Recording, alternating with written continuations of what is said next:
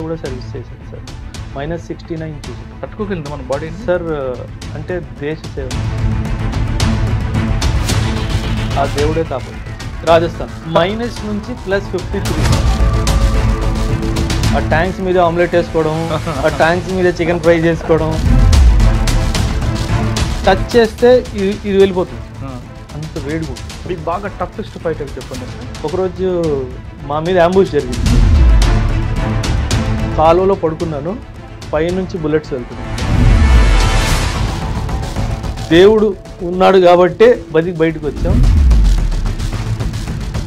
మన వాళ్ళు కూడా అటువైపు చేస్తుంటారు ఏమైనా సర్జికల్ స్ట్రైక్స్? చాలా బ్యాట్ యాక్షన్ అంటారు సార్, బటాలియన్ యాక్షన్ టీమ్ అంటారు. రాత్రులు వచ్చి మనం ఒక సింగిల్ పోస్ట్ మీద అటాక్ చేసి వాళ్ళు తల నరికి తీసుకెళ్ళిపోయారు. వాళ్ళు 2 తీసుకెళ్లారు సార్, మేము 4 తీసుకెళ్ళాం. ఇన్స్టిట్యూట్ పెట్టాలి, పిల్లలందరికీ సివిల్స్ ప్రిపేర్ చేయించాలని ఆలోచన ఎందుకు వచ్చింది? ఒక ఇన్స్టిట్యూట్కి వెళ్ళాను సార్ ఢిల్లీలో. అంటే ఎంత కమర్షియల్ అనిపించిందంటే, ఏం కావాలి, ఇది కావాలా, ఓకే 2.5 లక్షలు కట్టయి ఈ 4 బుక్కులు తీసుకో వెళ్ళిపో. ప్రతి చోట నేను చూసింది ఓన్లీ కమర్షియల్ యాంగిల్ మాత్రం. బట్ అక్కడ జరిగింది మాత్రం స్టూడెంట్స్కి అన్యాయమే. ఫస్ట్ ఎక్కడ పెట్టారు? ఎంతమంది స్టూడెంట్స్తో స్టార్ట్ అయ్యింది? అశోక్ నగర్లో పెట్టాను సార్. ఫస్ట్ 2021 అయితే ఫౌండేషన్ క్లాసెస్ తక్కువ. ఎవరెవరు ఎక్కడ మోసపోయినా సరే వాళ్ళ ప్రిపరేషన్లో మైనస్ ఐడెంటిఫై చేసి దాన్ని ప్లస్గా మార్చారు. బోర్డు మీద పెన్ను పెట్టకుండా ఇన్స్టిట్యూట్ నడిపిన వాళ్ళు కూడా ఇప్పుడు కూడా ఉన్నారు. అంటే మీరు లక్షల స్టూడెంట్స్ తీసుకొని, నేను ఈ సబ్జెక్ట్ మీద యూట్యూబ్ వీడియో చేశాను, ఆ యూట్యూబ్ వీడియో చూసుకోండి. పిల్లలు ఎప్పుడు ఎక్సలెంట్గా పర్ఫామ్ చేస్తారంటే, సార్ చూస్తున్నారు, అటెండెన్స్ తీసుకోవడము, వాళ్ళకి మెసేజ్ పెట్టడము, ఎవరు చేయట్లేదు. అడ్మిషన్ తీసుకున్నాడా, సరే వచ్చాడా లేదా సంబంధం. ఇంకో విషయం సార్, నా వీడియో అయినా సరే, ఏ వీడియో అయినా సరే, వీడియో చూసి మాత్రము ఏ ఇన్స్టిట్యూట్ జాయిన్, ర్యాంకర్స్ని చూసి మాత్రం ఏ ఇన్స్టిట్యూట్ జాయిన్ సార్. అక్కడికి వెళ్ళాక అక్కడ టెస్ట్లు ఏం జరుగుతున్నాయి, షెడ్యూల్స్ ఎలా జరుగుతున్నాయి, అక్కడ పిల్లలతో మాట్లాడిన తర్వాతే డబ్బులు కట్టండి. మీ దగ్గర వచ్చిన వాళ్ళకి ప్లాన్ బి ఉండి రమ్మంటారా? లేదు, క్రియేట్ చేస్తాను. ఎందుకంటే వాళ్ళలో స్ట్రెంగ్త్ ఐడెంటిఫై చేయాలి సార్. ఫస్ట్ వాళ్ళకి ప్లాన్ బి చూపించే బాధ్యత కూడా నాదే. ఎందుకంటే యూపీఎస్సీ ప్రతి ఒక్క స్టూడెంట్ పాస్ అవ్వలేడు. ప్లాన్ బిగా ఇంకేమైనా గవర్నమెంట్ సెక్టర్లో పెట్టుకోవాలా, ఇవన్నీ నేను చెప్తాను. ప్రిలిమ్స్లోనే పోయిన వాళ్ళకి ఏం చెప్తారు? Mentorship programme. పాస్ అయిన పిల్లలు నేను పట్టించుకోండి, నేను ఫెయిల్ అయిన పిల్లలు పట్టించుకోండి. నా గ్యాంగే వాళ్ళు సార్. ఎందుకంటే పాస్ అయిన వాడు పాస్ అయిపోతాడు సార్, ఫెయిల్ అయిన వాడిని పాస్ చేయండి సార్. అక్కడే కదా కిక్ వచ్చేది. గోల్డ్ని డైమండ్ చేయడంలో కిక్ లేదు సార్, స్టోన్ని డైమండ్ చేయాలి. అంటే వాడు చదవట్లేదు ఎంత చెప్పినా అది ఐడెంటిఫై చేసి వాళ్ళు ఆన్సర్ రాయాలి, నేను గుడ్ రాయాలి, అది నా. కానీ చాలా మంది ఢిల్లీ వెళ్తేనే సివిల్స్ అనుకునే వాళ్ళకి తెలిసే మెసేజ్. ఢిల్లీలో వాళ్ళకి ఏదైతే దొరుకుతుందో నేను హైదరాబాద్లో ఇస్తాను. That's my promise. As a soldier I'm making it. Any competitive ఎగ్జామ్కి ప్రిపేర్ అవుతున్నప్పుడు 4 విషయాల్ని పక్కాగా అవాయిడ్ చేయాలి sir. Crime, cinema, cricket, politics. ఈ 4 ఎవరైతే ప్రిపరేషన్ స్టేజ్లో అవాయిడ్ చేస్తారో ఎవ్వడు తన్ని ఆపు.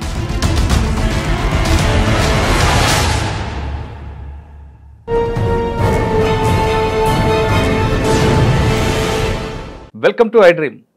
సాధారణంగా సామాన్య కుటుంబంలో పుట్టిన వాళ్ళు కానీ, మధ్యతరగతి కుటుంబంలో పుట్టిన వాళ్ళు కానీ సివిల్స్ రాయాలి, తమ పిల్లలకి సివిల్స్ చదివించాలని చాలామంది తల్లిదండ్రులు అనుకుంటుంటారు.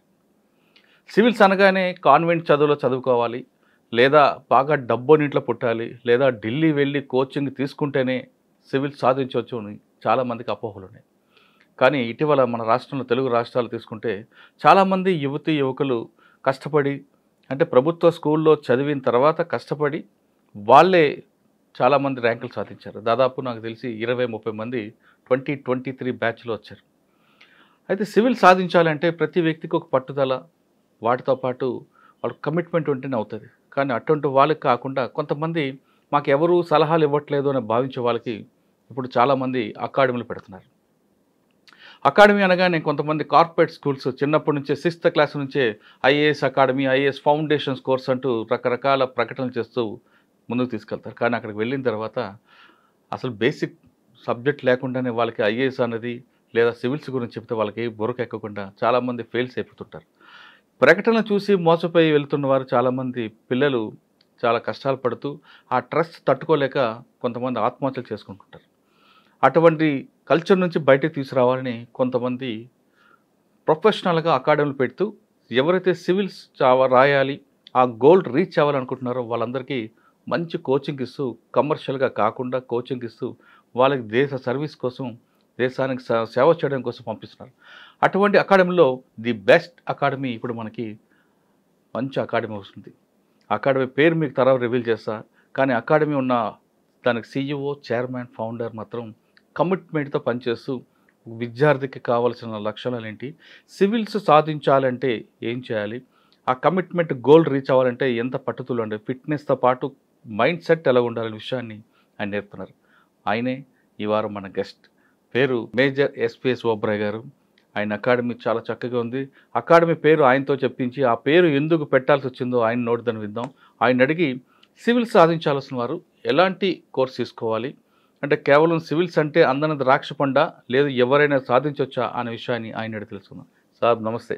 నమస్తే సార్. నమస్తే సార్. మీరు సాధారణంగా మీరు ఆర్మీ ఆఫీసర్. సార్. ఆర్మీ అనగానే డిసిప్లైన్, క్రమశిక్షణ, కమిట్మెంట్ ఎస్ అదంతా ఉంటుంది. ప్లస్ దేశం కోసం ఏదైనా చేయడానికి ముందుండే ఎస్ వాళ్ళు మీరు.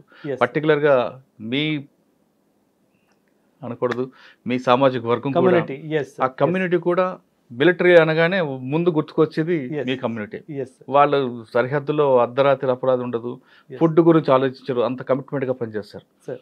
ఆ డిసిప్లిన్ ఉన్న మీరు ఈ అకాడమీలోకి పెట్టడానికి రీజన్ ఏంటి? ఇక్కడికి వచ్చిన తర్వాత చాలామంది మీరు పెట్టిన ఏరియాలో అంత middle class people, above middle class కనిపిస్తుంటారు. వాళ్ళకి ఏ విధంగా మీరు మెంటర్గా చేస్తుంటారు? అంటే కేవలం ఫైనాన్షియల్ కాకుండా ఫిజికల్గా కానీ మెంటల్గా కానీ వాళ్ళు ఎలాగ మీరు దాన్ని తీసుకొస్తుంటారు? ఈ ప్రశ్నకు సమాధానం చెప్పే ముందు, ఇటీవల కాలంలో కమర్షియల్ అయిపోతున్న ఈ కోచింగ్ సెంటర్లకి, పర్టికులర్గా 6వ క్లాస్ నుంచే IAS ఫౌండేషన్ కోర్స్ అని కొన్ని కార్పొరేట్ స్కూల్ ప్రకటనలకి, వాటికి మీరు ఇచ్చే సమాధానం ఏంటి? కొన్ని చూస్తుంటే కమర్షియల్గా తీసుకుంటూ ఒక ఇంటర్వ్యూ చేసుకొని ఆ అబ్బాయిని మా స్టూడెంట్ అంటూ కొంతమంది ఇన్స్టిట్యూషన్లో పెడుతున్నారు. సార్. వాళ్ళకి ఇచ్చే మెసేజ్ ఏంటి? ఈ ప్రశ్నకు సమాధానం చెప్పే ముందు ఓబ్రాయ్ గారి ఫ్యామిలీ బ్యాక్గ్రౌండ్ చెప్పండి. So I was Born and brought up in Hyderabad sir. Actually మా అమ్మవారు Visakhapatnam. My dad was a naval officer sir. So they met in Vizag, they got married. That's how I can talk so fluently in Telugu. Telugu రావడానికి కారణం ఏంటంటే ఇంక మాతృభాష sir. అమ్మతో మాట్లాడే అమ్మ భాష. ఎస్ సార్, మాతృభాష కాబట్టి. మీరు ఒక క్వశ్చన్ అడిగారు సార్, ఈ అకాడమీ ఎందుకు వచ్చింది అని చెప్పేసి. నేను శ్రీలేఖ మ్యామ్ కలిసి పెట్టిన academy sir. Srilekha madam is the founder director sir. నేను అకాడమిక్ డైరెక్టర్గా ఉన్నాను, తను ఫౌండర్ డైరెక్టర్గా ఉన్నారు సార్. సార్, అకాడమీ గురించి మీరు రివీల్ చేసే ముందు ఒకసారి మీ ఫ్యామిలీ బ్యాక్గ్రౌండ్, మీరు మేజర్గా మీరు చేసిన సర్వీస్ చెప్పండి. సార్, నేను 2004లో ఆర్మీ జాయిన్ అయ్యాను సార్. CDS ఎగ్జామ్ పాస్ అయ్యి UPSC కండక్ట్ చేస్తుంది సార్ CDS ఎగ్జామ్. ఈ ఎగ్జామ్ పాస్ అయ్యి 2004లో ఆర్మీ జాయిన్ అయ్యి 1 year బేసిక్ మిలిటరీ ట్రైనింగ్ చెన్నైలో చేశాను సార్. చెన్నైలో ట్రైనింగ్ అయిపోయాక ఒక 10 years I served in the army sir. So 10+1 11 years of total నేను ఆర్మీలో సర్వీస్ చేశాను సార్. పనిచేస్తారండి. నేను దాదాపు ప్రతి ఒక్క సరిహద్దు నుంచి చూశాను సార్. అంటే చైనా బార్డర్ కానివ్వండి, పాకిస్తాన్ బార్డర్ కానివ్వండి, మ్యాన్మార్ బార్డర్ కానివ్వండి, బంగ్లాదేశ్తో బార్డర్ కానివ్వండి, ప్రతి ఒక్క బార్డర్ నేను సర్వీస్ చేశాను సార్. ఫస్ట్ పోస్టింగ్ ఎక్కడ మీకు ట్రైనింగ్? First JNK. సాధారణంగా ట్రైనింగ్ ఎలా ఉంటుంది సార్? చాలా టఫ్ సార్. జనరలీ యూత్లో ఒక అపోహ ఏంటంటే ఆర్మీ అంటే సూపర్ మ్యాన్ ఉండాలి. అది కాదు సార్. ఆర్మీకి కావాల్సింది ఫిజికల్ స్ట్రెంగ్త్ కాదు sir, mental strength. Never give up attitude కావాలి sir. At the time of joining basic physical test ఉంటుంది సార్. అది చాలా బేసిక్ సార్. అది గనక మీకుంటే, మెంటల్ స్ట్రెంగ్త్ స్ట్రాంగ్ ఉంటే గనక దాని మీద ఫిజికల్ స్ట్రెంగ్త్ బిల్డప్ చేయాలి సార్. సో అదే సిద్ధాంతం పట్టుకొని 1 year బేసిక్ మిలిటరీ ట్రైనింగ్స్లో ఆర్మీలో ఒక స్లోగన్ ఉంది sir. You enter the army as a boy, you exit as a man. ఒక అబ్బాయిని ఒక పురుషుడిలా మారుస్తుంది సార్ ఆర్మీ. సో అందులో క్రమశిక్షణ అవనివ్వండి, హెల్త్ పరంగా క్రమశిక్షణ అవనివ్వండి, ఆలోచించే విధానము, దేశ సేవ ఒక ఆలోచన, ఇవన్నీ చాలా చాలా సైంటిఫికల్గా ఇంగ్రేన్ చేస్తారు సార్ ప్రతి ఒక్క. ఫస్ట్ మనం ఆర్మీలోకి వెళ్ళాలంటే బేసిక్ ట్రైనింగ్ ఏముంటుంది అంటే మనకి వాళ్ళ ఫిట్నెస్ కానీ సార్ ఆర్మీ సెలక్షన్ ఎలా ఉంటుంది? Sir army selection 2 stages sir. ఒకటి ఎన్డీఏ ద్వారా, ఒకటి సిడిఎస్ ద్వారా సార్. ఎన్డీఏ ద్వారా వచ్చే ట్రైనింగ్ ఇంటర్మీడియట్ తర్వాత ఇమీడియట్లీ వెళ్ళిపోవాలి సార్. 16 to 19.5 years వరకు ఏజ్ బ్రాకెట్లో వాళ్ళు వెళ్ళిపోవచ్చు. అండ్ ఒకవేళ గ్రాడ్యుయేషన్ చేసాక వెళ్ళాలి అనుకున్న వాళ్ళు గ్రాడ్యుయేషన్ అయ్యాక అప్ టు 25 years వీళ్ళు సిడిఎస్ ఎగ్జామ్ రాసి వెళ్ళాలి సార్. ఓకే. ఎన్డీఏ ఇంటర్మీడియట్ తర్వాత, సిడిఎస్ వచ్చేసి గ్రాడ్యుయేషన్ తర్వాత. Okay. సో నేను ఎన్డీఏ ఎగ్జామ్ పాస్ అయ్యాను సార్, కానీ అప్పట్లో మదర్ ఒప్పుకోలేదు సార్. సో 3 years గ్రాడ్యుయేషన్ చేసి తర్వాత వెళ్దూలే అన్నట్టుగా మాట్లాడితే మళ్ళీ సిడిఎస్ రాసి మళ్ళీ ఎగ్జామ్ పాస్ అయ్యి సిడిఎస్ అయిపోయాక 2004లో ఫైనలీ అంటే సెలక్షన్ ఏం చేస్తారు ఫిట్నెస్ కానీ మీకు మార్నింగ్ ఎన్ని గంటలకి? Sir 4 o'clock sir. 4 o'clock morning లేచే టైం ఉంది సార్, రాత్రి పడుకునే టైం లేదు సార్. ఒకసారి అదృష్టం బాగుంటే గంటన్నర దొరకవచ్చు సార్, ఒకసారి బాగాలేకపోతే ఆ టైం కూడా దొరకదు. మీరు ఇంటర్మీడియట్ దాని తర్వాత వెళ్ళారు కదండి, అమ్మగారు వద్దన్నారు, ఆగిపోయారు, డిగ్రీ తర్వాత వెళ్ళారు. అవును సార్. సెలక్షన్ వెళ్లే ముందు కొంతమంది కోచింగ్ సెంటర్స్ ఉంటాయి, ఆర్మీలో సెలక్షన్ కోచింగ్ ఇవ్వబడి సార్. సార్ అవన్నీ నిజమే అంటారా?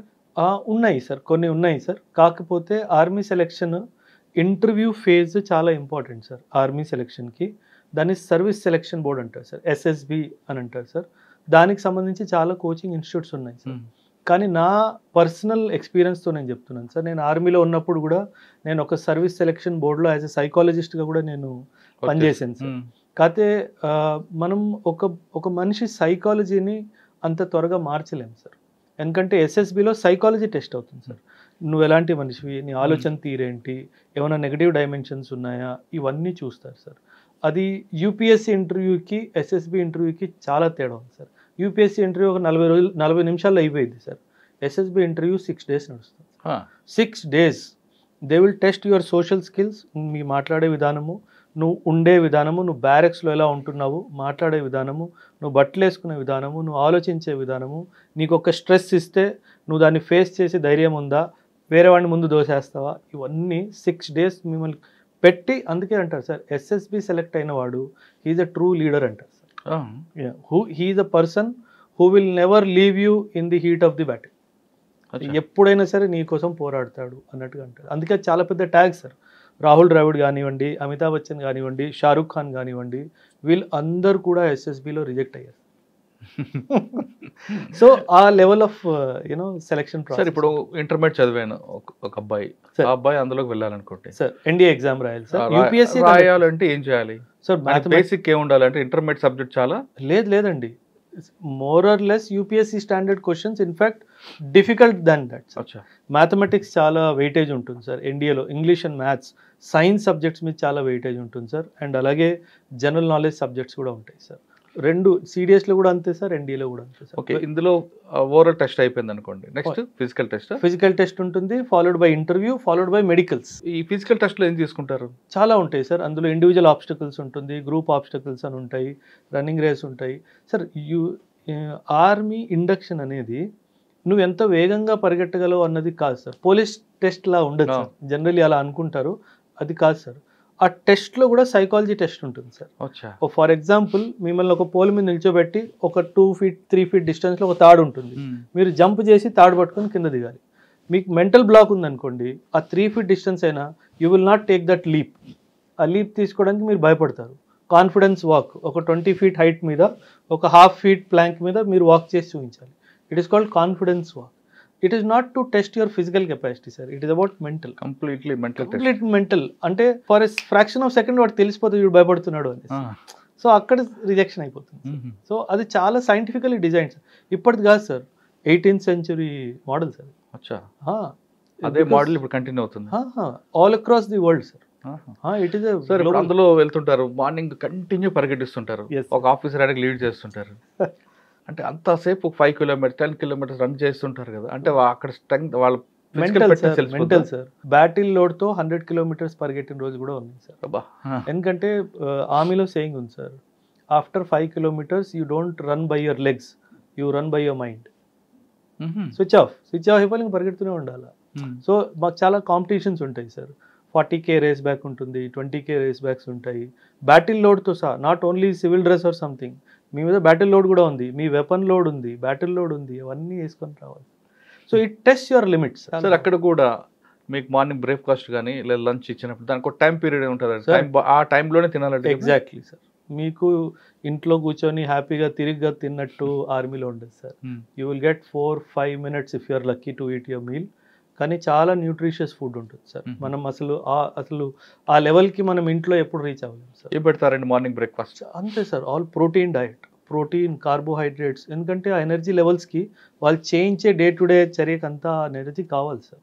చాలా ఎక్సలెంట్ ఫుడ్. ఎందుకంటే there are officers who are posted to ensure that every cadet gets the required nutrition for the day. మరి మీరు మిస్ అవ్వడానికి లేదు.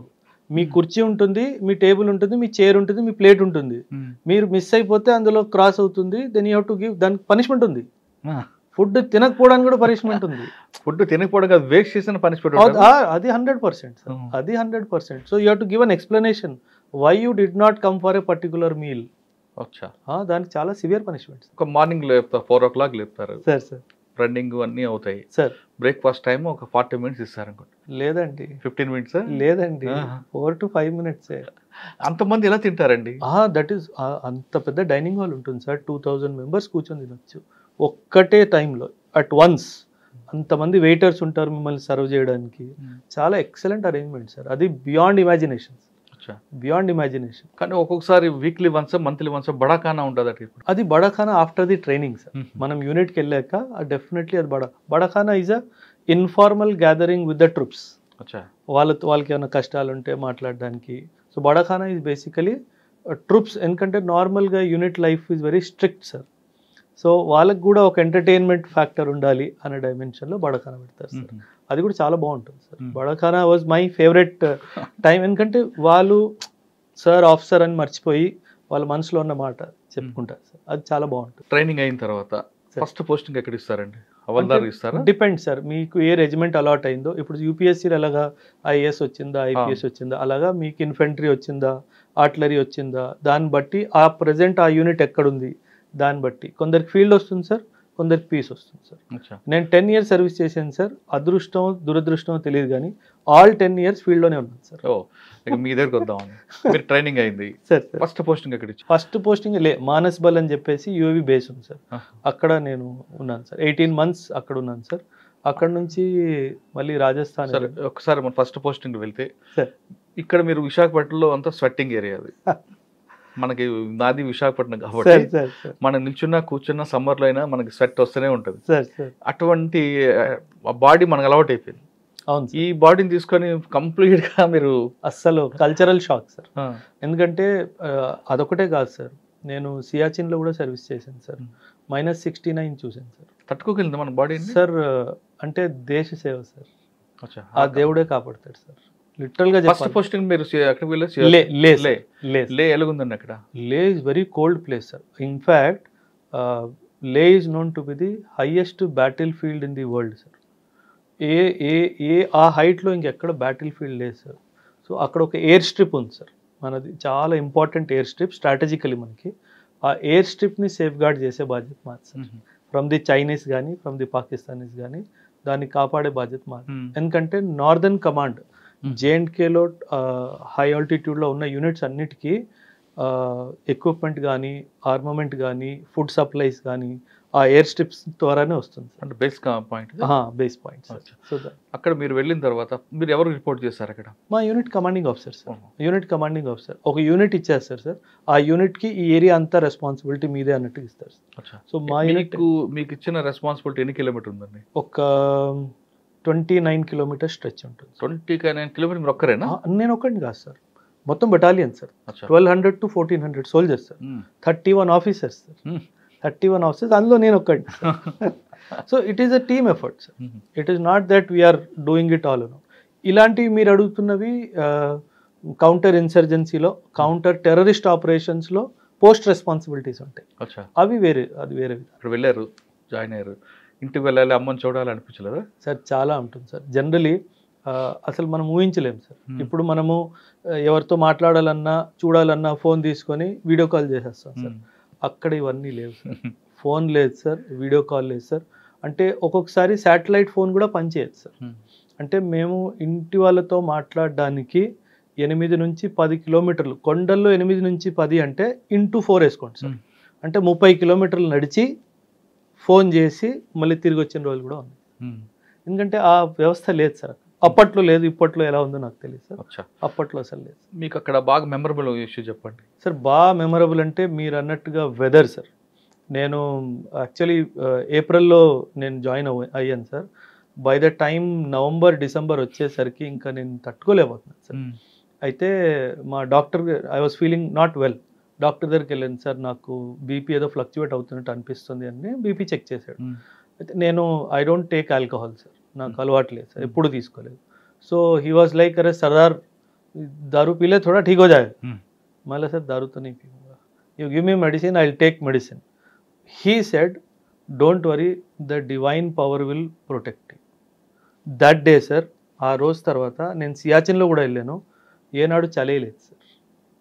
ఆయన ఎందుకు అన్నాడో ఆ మాట నాకు తెలియదు, కానీ దేవుడే నీకు కాపాడుతాడని చెప్పాడు. ఎందుకంటే ఆ వెదర్లో ఆల్కహాల్ అన్నది it is a medicine sir, it will keep your body warm from inside. అయినా నేను తీసుకునేవాడిని కాదు సార్. వైన్ కన్నా దేవుడిని నమ్మారు. అంతే. ఓకే, ఎంతకాలం? 18 months ఉన్నారండి ఇక్కడ? 17 months వరకు. నెక్స్ట్ ట్రాన్స్ఫర్ ఎక్కడ వచ్చారు? రాజస్థాన్ సార్. కంప్లీట్ గా 53 సార్, మైనస్ నుంచి ప్లస్ 53 సార్. మీరు ఆశ్చర్యపోతారు సార్. మాకు ఆమె ట్యాంక్స్ ఉంటాయి, ఆ ట్యాంక్స్ మీద ఆమ్లెట్ వేసుకోవడం, ఆ ట్యాంక్స్ మీద చికెన్ ఫ్రై చేసుకోవడం, మా ట్యాంకే స్టవ్ సార్. అంత వేడి, మీరు టచ్ చేస్తే ఇది వెళ్ళిపోతుంది సార్, అంత వేడిగా ఉంటుంది tank. So that was a very different, quite opposite. ఇంకో గమ్మత్తు ఉంది సార్, ఇది western most sector of the Indian army. Next posting eastern most సెక్టర్కి వెళ్ళాను. కంప్లీట్ రైన్ ఉంటుంది కంప్లీట్ గా. అంటే నార్త్ నుంచి వెస్ట్కి వెళ్ళాను, వెస్ట్ నుంచి ఈస్ట్కి వెళ్ళాను. మీరు జాగ్రఫీ చదివినట్టయితే బ్రహ్మపుత్ర ఎక్కడైతే యూటర్న్ తీసుకొని ఇండియాలో ఎంటర్ అవుతుందో that is called Lohit valley sir. అక్కడ ఒక పోస్ట్ ఉంది, కిబితూ పోస్ట్ అని చెప్పేసి, ఆ పోస్ట్ కమాండర్గా ఉన్నాను సార్. అంటే అండ్ అక్కడ బోర్డు కూడా ఉంటుంది, this is the eastern most road of India అని చెప్పేసి. అంటే వెస్ట్ నుంచి ఈస్ట్కి వెళ్ళాను, నార్త్ నుంచి వెస్ట్కి వెళ్ళాను. సో అలా ట్రయాంగిల్ ఫామ్ అనమాట. ఈ 3 ప్రాంతాలు పనిచేశారు కదా మీరు సార్, ఎక్కడ మీకు బాగా ఎంజాయ్ చేశారు? ఎంజాయ్మెంట్ అంటే ఇక్కడ బాగా పనిచేయాలి ఇంకా. అరుణాచల్ ప్రదేశ్ సార్. అరుణాచల్ ప్రదేశ్లో లోహిత్ వ్యాలీ. అప్పట్లో సార్, నేను ఎర్లీ 2000 విషయం నేను చెప్తున్నాను, మన రోడ్ ఇన్ఫ్రాస్ట్రక్చర్ కానీ అసలు ఏం లేదు సార్, అస్సలు ఏమీ లేదు సార్. అంటే ఒక్క బ్రిడ్జ్ గనక చైనీస్ వాళ్ళు కూల్చేస్తే మేము రిటర్న్ కూడా రావడానికి లేదు. సో ఆ పరిస్థితుల్లో మేము డ్యూటీ చేసాం సార్. అంటే మీరు టైర్కి చైన్లు కట్టేవాళ్ళం సార్, ఎందుకంటే జిప్సీ పైకి వెళ్తుంది మళ్ళీ వెనక్కి వచ్చేస్తుంది, వెనక లోయ ఉంది సార్. సో టైర్లకి చైన్స్ కట్టిన తర్వాత కూడా జిప్సీలు వెళ్ళిపోయాయి సార్. అందుకే మాకు ఎప్పుడు డోర్ లాక్ రూల్ లేదు sir, door has to be always open. ఆ లాకింగ్ మెకానిజం తీసేస్తారు సో దట్ ఇమీడియట్గా జంప్ చేయడానికి మనకు సులువుగా ఉంటుంది అనే డైమెన్షన్. అయినా చాలా సోల్జర్స్ని కోల్పోయాను సార్. సో అక్కడ అనిపించేది సార్, ఇక్కడ మనం చాలా డెవలప్ చేయాలి ఏరియాని, ఇన్ఫ్రాస్ట్రక్చరలీ అన్నట్టుగా. ఇప్పుడు జరుగుతుంది సార్, ఇప్పుడు చాలా ఆనందం వేస్తుంది అది చూస్తే, ఒక్కదాని తర్వాత ఒకటి జరుగుతుంది సార్. అయితే అక్కడ చాలా అనిపించేది. ఇన్ఫ్యాక్ట్ మీరు హిస్టరీ చదివితే కనుక 1962లో, నేను పిల్లలు ఎవరైతే వింటున్నారో వాళ్ళకు కూడా చెప్తాను, there is a battle called battle of Walong, WALONG, battle of Walong. మన సోల్జర్స్ మన గవర్నమెంట్ నుంచి మీరు పోస్ట్ వదిలేయండి, తిరిగి వచ్చేయండి అని చెప్పిన తర్వాత కూడా వాళ్ళు వదిలేయకుండా లాస్ట్ మ్యాన్ లాస్ట్ బుల్లెట్ వరకు ఫైట్ చేశారు. ఆ ప్లేస్లో నిల్చుంటే అదొక తెలియలేని ఒక సైలెన్స్ ఉంది సార్ ఆ ప్లేస్లో. ఇప్పుడు కూడా అంతమంది అక్కడ ప్రాణం కోల్పోయి దేశ సరిహద్దుల్ని కాపాడారు సార్. సో అది చాలా బాగా టచింగ్, తెలియకుండానే అక్కడ చాలా బాగా సార్. Okay sir. సార్ మన ఫైరింగ్ మీకు ట్రైనింగ్ ఎక్కడ ఇస్తారు? అకాడమీలో కూడా ఉంటుంది సార్, యూనిట్లో కూడా రెగ్యులర్ ట్రైనింగ్ ఉంటుంది. అకాడమీ ఎక్కడ? Academy Chennai sir, officers training అకాడమీలో బేసిక్ మిలిటరీ ట్రైనింగ్ ఉన్నప్పుడు కూడా ట్రైనింగ్ ఉంటుంది. అదే తర్వాత యూనిట్లో కూడా రెగ్యులర్గా firing training is a must sir. And as an officer, because firing మీద కంట్రోల్ పెట్టేదే మేము సార్, ఫైరింగ్ మీద. సో దట్ ఈస్ వై మా ఫైరింగ్ స్టాండర్డ్స్ చాలా బాగుంటుంది సార్. సో ఈ 3 ప్రాంతాలు పనిచేస్తారు కదా, చేసినప్పుడు మీకు ఎప్పుడైనా మన టార్గెట్ ఎప్పుడైనా కనబడ్డారా, లేదా వాళ్ళతో ఎప్పుడైనా? చాలా మంది సార్, అంటే మనకి సినిమాల్లో చూపించినట్టుగా ఉండదు సార్ సినిమాలు. అందుకే నేను జనరలీ ఆర్మీ సంబంధించిన సినిమాలు నేను వెళ్ళను సార్, ఎందుకంటే అక్కడ జరిగేది ఒకటి, వీళ్ళు చూపించేది ఇంకోటి. నేచురల్గా ఆర్మీ కాదు, పోలీసు కూడా వేరేగా చూపిస్తూ ఉంటారు. సో అలా ఏం లేదు సార్, చాలా ఫ్లాగ్ మీటింగ్స్ ఉంటాయి. అంటే ఇప్పుడు మీరు నేను ఎలా కూర్చొని మాట్లాడుతున్నామో అలా వాళ్ళ ఆర్మీ కమాండర్ వస్తారు, మేము కూర్చొని వితౌట్ వెపన్స్, బాబు ఈ ప్రాబ్లమ్స్ ఉన్నాయి, ఇక్కడ ఈ ప్రాబ్లమ్స్, వార్ లైక్ సిచ్యువేషన్ ఉన్నప్పుడు అప్పుడు ఎవడు దొరుకుతాడా అని చూస్తాం, కానీ నార్మల్ టైంలో మటుకు అలా ఉంటుంది. అంటే ఈ సినిమాలో చూపిస్తున్నట్లుగా మనం మీకు అడుగుతున్నా సార్ సరౌండింగ్ బార్డర్స్కి వచ్చేసరికి వాళ్ళు వస్తుంటారు, గ్రానైడ్ విసురుతుంటారు, ఇవన్నీ జరుగుతుంటాయి? లేదండి, లేదు. That only when the situation is bad, only when the war like situation is there, అప్పుడు ఇవన్నీ జరుగుతాయి తప్పితే నార్మల్ పీస్ టైంలో అంతగా ఏముంటుంది. కానీ ఒక్కొక్కసారి మనకి ఆర్ఎస్పుర పంజాబ్ లాంటి జమ్మూ కావచ్చు, ఇటువంటి సెక్టార్లు, పూంచ్ సెక్టార్, అవును సార్, ఈ సెక్టార్లో ఎక్కువగా గ్రానైడ్లు పడుతుంటాయి కదా అట్టుండే. అవును, అంటే ఇట్ ఈస్ మిస్చీఫ్ సార్. అంటే వాళ్ళు సార్ మనము పాకిస్తాన్ని అర్థం చేసుకోవాలి sir. Pakistan is a semi failed state sir. Semi failed state కాబట్టి ఆ గవర్నమెంట్ కూడా కొన్ని విషయాల్లో ఆర్మీ మీద కంట్రోల్ వీక్ ఉంది sir. So just to keep the issue of Kashmir alive వాళ్ళు ఏదో పని చేస్తారు. అంటే మనం ప్రొవోక్ చేయడానికి చేస్తుంటారు వాళ్ళు. మనకు ప్రొవోక్ అని కాదు సార్, ఇక్కడ గొడవ ఉంది, ఈ గొడవను మేమే సాల్వ్ చేయగలం, ఆర్మీయే సాల్వ్ చేయగలదు అని పొలిటికల్ లీడర్షిప్ని కంట్రోల్ చేయడానికి ఆ డైమెన్షన్లో పాకిస్తాన్ ఆర్మీ, పాకిస్తాన్ అంతే. కానీ అంత సిచ్యువేషన్ బ్యాడ్ ఏం లేదు, అంటే not on a day to day base. Sir ఇప్పుడు కొన్ని మీరు చేసిన విలేజ్లో మనకు బార్డర్ కనిపిస్తుంటుంది సార్, ఆర్మీకి మనకి ఉన్నది ఇష్యూస్ పక్కన పెడతాం, జనరల్ పబ్లిక్ పాకిస్తాన్ కానీ ఇండియా వాళ్ళు కలిసిమెలిసి ఉంటుంటారా? చాలా సార్, ఎందుకంటే మనకి బౌండరీ డిజైన్ చేసినప్పుడు అంత లాజిక్ అప్లై చేయలేదు సార్ వీళ్ళు. ఏమైందంటే సే ఫర్ ఎగ్జాంపుల్ సడన్గా మీరు అటు కూర్చున్నారు, నేను ఇటు కూర్చున్నాను, గవర్నమెంట్ వచ్చి ఇదే సరిహద్దు అనేసింది, సో తమ్ముడు అటు ఉండిపోయాడు అన్నట్టు వచ్చేసాడు. సో ఆ క్రాస్ కల్చరల్ లింకేజెస్ ఉన్నాయి sir. So common cultural landscape అని అంటాం నేను పాఠం చెప్పినప్పుడు, India Pakistan relationship common cultural landscape ఉంది కాబట్టే మనం గ్రేట్ వాల్ ఆఫ్ చైనా లాంటిది ఏం కన్స్ట్రక్ట్ చేయలేదు సార్. ఎందుకంటే ఒకరు కలుసుకోవాలి కదా, ఎందుకంటే ఫర్ సెంచురీస్ కలిసి ఉన్నారు. మీరు ఐ డోంట్ నో మీరు విన్నారో లేదో, మన్మోహన్ సింగ్ ఒకరోజు పార్లమెంట్లో ఒక స్టేట్మెంట్ ఇచ్చారు sir, I want to have my breakfast in Lahore, lunch in Pakistan, dinner in Afghanistan. This is how my forefathers lived and this is how I want my children also to live. అంటే ఎంత పెద్ద statement చూడండి sir. ఆయన ఏమంటున్నారంటే మన four fathers అందరు కలిసిమెలిసి ఉన్నారు, ఇలాగే ట్రావెల్ చేశారు, ఒక పాయింట్ నుంచి ఒక పాయింట్కి వెళ్తూ బ్రేక్ఫాస్ట్ లంచ్ డిన్నర్ చేసుకుంటూ ఉన్నారు, అలాగే మన ఫోర్ ఫాదర్స్ ఉన్నారు, అలాగే మన పిల్లలు కూడా కలిసిమెలిసి ఉండాలి, ఇలా కొట్టుకోవద్దు. చాలా పెద్ద స్టేట్మెంట్ సార్. అవునండి, అంటే అటువంటి కల్చర్ కనిపిస్తుంటుందా మీకు? Cross culture. అక్కడ కూడా Punjab is one of the biggest state of Pakistan కదా సార్. పార్టీషన్ లో పంజాబ్ పార్టీషన్ కదా అయింది సార్. అవును, కరెక్ట్. సో పంజాబ్ మీరు విజువల్ గా చూసారా ఎక్కడైనా పనిచేస్తున్న జయంట్ గా కానీ? మన ఫుడ్ హ్యాబిట్స్ కానీ, డ్రెస్ హ్యాబిట్స్ కానీ, కల్చరల్ హ్యాబిట్స్ కానీ almost similar sir, almost similar. Language they use Punjabi is one of the most spoken language, Urdu is another language. అంటే వాళ్ళ రిలేషన్ కూడా అలాగే ఉందంటారా? Yes very much. అంటే ఓన్లీ ఆర్మీ మధ్యన వార్ ఇదంతే, పబ్లిక్ వార్ కాదు? లేదండి, సివిల్స్ వార్ కాదు అసలు, ఎప్పుడు లేదు సార్, ఎప్పుడు లేదు. They admire Indians like anything, because the kind of మనకు దొరికే లిబర్టీ, స్వేచ్ఛ వాళ్ళకి దొరకలేదు. సెకండ్ పోస్ట్ ఎక్కడికి వచ్చారండి? రాజస్థాన్ తర్వాత then north east, Arunachal Pradesh, దాని తర్వాత అస్సాంలో insurgency, north east insurgency fight చేసింది సార్. ఒక 3 years వరకు నార్త్ ఈస్ట్ ఉల్ఫా, ఎన్ఎస్సిఎన్ వీళ్ళందరికీ మేము, ఎన్డిఎఫ్బి, బోడోస్, చాలా అంటే నా టఫెస్ట్ పోస్టింగ్ అంటే north east insurgency, because north east insurgents are very good in ambush. వాళ్ళు అటాక్ చేసే విధానం చాలా చాలా అక్యురేట్ గా చేస్తారు సార్. సో అది తప్పించుకోవడం అన్నది చాలా చాలా. మీరు చెప్పిన అస్సాం, మేఘాలయ ప్రాంతాలు పనిచేస్తారు కదా, బోడో ఒకప్పుడు, బోడో ఒకప్పుడు సార్, ఇప్పుడు లేదు. అవును సార్. వాళ్ళ అంబుష్ ఎలా చేసేవారండి? అంటే గెరిల్లా టైపా లేదా? Guerrilla ambush sir, guerrilla ambush. And sir మనము వాళ్ళని ఎథనికల్ గా చూస్తే they are fighting race sir.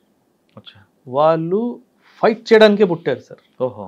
So వాళ్ళకి అది న్యాచురల్ గా ఉంది లోపల, అంటే ఒక ఆలోచించే తీరు, జీన్స్ ఉంది, చాలా స్ట్రాంగ్ సార్. ఎందుకంటే అండ్ వాళ్ళకి వాళ్ళ ల్యాండ్ చాలా బాగా తెలుసు సార్. అంటే మీరు ఒక ఇన్సిడెంట్ చెప్తాను సార్ నేను మీకు, మీరు ఆశ్చర్యపోతారు. ఒకరోజు ఒక ఇంటి వచ్చింది, ఒక ఉల్ఫా లీడరు ఒక విలేజ్లో ఒక ఇంట్లో కూర్చొని ఉన్నాడు. సో మొత్తం కార్డన్ చేసి చుట్టుముట్టేసి నేను అటాక్ లాంచ్ చేశాను సార్. నేను ఫ్రంట్ డోర్ నుంచి ఎంటర్ అయ్యాను సార్.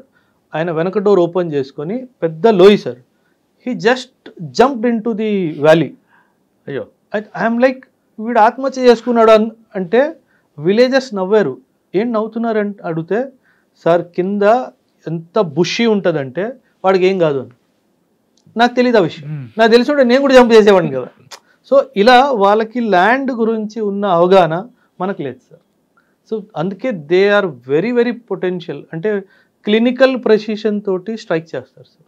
చాలా అక్యురేట్గా వాళ్ళు అంబుష్ పడతారు సార్. చాలా కష్టం. మీరు ఒక సినిమా వచ్చింది అజయ్ దేవగన్ది, Hindi cinema sir, Tango Charlie అని చెప్పేసి. ఆ సినిమాలో కొంచెం వరకు నిజం ఎలా జరుగుతుందో అలా చూపించాడు సార్. చాలా బ్రూటల్ ఉంటుంది. మీకు బాగా టఫెస్ట్ ఫైట్ చెప్పండి. అక్కడ ట్యాంగో చార్లీ చెప్తున్నాను కదా, ఇన్సర్జెన్సీలో ఒకరోజు మా మీద అంబుష్ జరిగింది సార్. టీ గార్డెన్లో కాలువల్లాగా ఉంటాయి సార్. కాలువలో పడుకున్నాను, పైనుంచి బుల్లెట్స్ వెళ్తున్నాయి సార్. తల పైకి తీస్తే పేలిపోతుంది సార్. అంటే 17-18 minutes క్రాస్ ఫైరింగ్ జరిగింది సార్. దేవుడు ఉన్నాడు కాబట్టే బయటకు వచ్చాం. లేకపోతే నేను ఇప్పుడు ఇది రూమ్ అనుకోండి సార్, నా గోడ మీద అన్ని బుల్లెట్ మార్క్స్ ఉండేవి. నా బెడ్ పక్కన AK-47 కాక్ చేసుకొని పడుకునేవాడిని. సో చాలా టఫ్ టైమ్స్ చూసాను సార్ ఆర్మీలో. సో ఇవన్నీ గుర్తు చేసుకుంటే గూస్ బంప్స్ వస్తాయి సార్. ఇప్పుడు గూస్ బంప్స్ వస్తాయి, నాకే వస్తున్నాయి. చాలా చాలా ఇట్ వాజ్ వెరీ. నేను అందుకే నా పిల్లలు చెప్తాను సార్ ఇన్స్టిట్యూట్లో కూడా, మీకు అడ్డంకులు వస్తున్నాయి, ఆబ్స్టకల్స్ వస్తున్నాయి అంటే nature wants you to rise above the obstacle. Obstacle రావట్లేదు అంటే మీరు దారి తప్పిపోయారు. మీకు అడ్డంకులు వస్తున్నారంటేనే మీరు కరెక్ట్ దారిలో ఉన్నారు. నేచర్ మిమ్మల్ని ఆ ఆబ్స్టకల్స్ పైకి లేవాలి అన్న విధంతోనే టెస్ట్ చేస్తుంది. మీకు ఇప్పుడు అంబుష్ వేశారు, ఏదైనా ఒక మేజర్ ఇష్యూ చేస్తే మీకు ఇన్విటేషన్ పంపించినట్లు మీరు అక్కడికి వెళ్తారు, రష్ అయిపోతారు, వాళ్ళ అంబుష్లో మీరు అటువంటి జరుగుతుంటాయా? లేదు డైరెక్ట్ గానే నీకు పలానా దగ్గర ఉన్నావు రండి అంటూ వాళ్ళు? లేదు, అలా మనకి ఇన్ఫర్మేషన్ ఇవ్వరు సార్ వాళ్ళు. ఇంకొకటి సంఘటన చెప్తాను సార్ నేను మీకు. ఒక విలేజ్లో ఒక ఇన్ఫార్మర్ ఉన్నాడు సార్. ఉల్ఫా వాళ్ళకి తెలిసిపోయింది ఆ అబ్బాయి మా ఇన్ఫార్మర్ అని చెప్పేసి. ఎలా చంపారంటే సార్, అంటే చెప్పాలో తెలీదు, వాడిని సగం చంపేసి వదిలేశారు సార్. అంటే పీకి సగం కోసేసి ఆ బ్లడ్ వస్తూ ఉంది. రాత్రి 3:30-4 o'clock అది చేసి ఉంటారు సార్. అండ్ డెఫినెట్గా ఎవరైనా వెళ్ళి చూస్తారు కదా సార్, దాని చుట్టుపక్కల బాంబు పెట్టారు సార్.